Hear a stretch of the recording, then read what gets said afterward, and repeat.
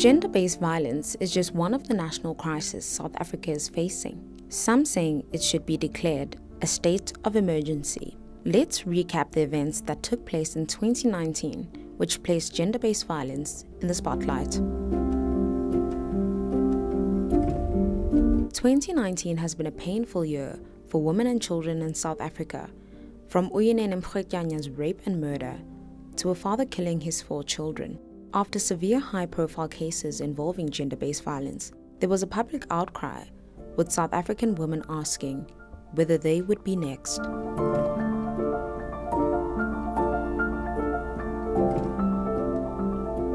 Protests and shutdowns followed in Johannesburg and Cape Town in September. I think people think that it's a new thing, that the violence is only increasing. I think the violence has always been there, and it's just a matter of now putting it forward and making people aware that the violence has always been there. It's now time to stop.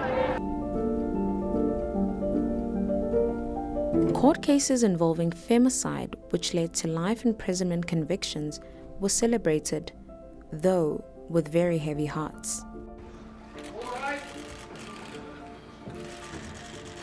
You are sentenced to life in prison.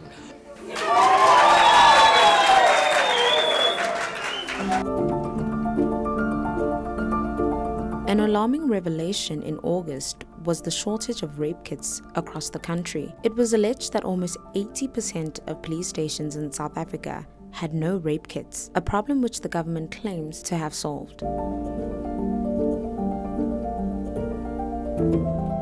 President Cyril Ramaphosa's pledging more than 1 billion to fight against gender-based violence was well received by some, while others remain unimpressed, accusing the government of complacency. It was also a response to mounting calls from our people to match our condemnation of such violence with a commitment that is necessary to ensure that necessary human, financial, and other resources are available to tackle this crisis. No longer 1.1, but 1.6 billion has now become available for this purpose.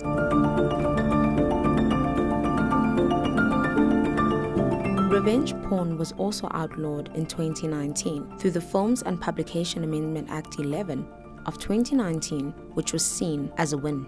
Posting someone's intimate photos on social media can now get you up to 4 years in prison.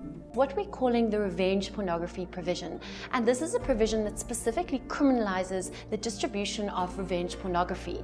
What the Act says is that any person who distributes a private and sexual photograph or video of somebody else without the consent of the person contained in the photograph or video and with the intention to cause that person harm is liable for a criminal offense. While the government has pledged its support and money to the cause, it remains to be seen whether the plight of women and children in South Africa will be seen and will be heard.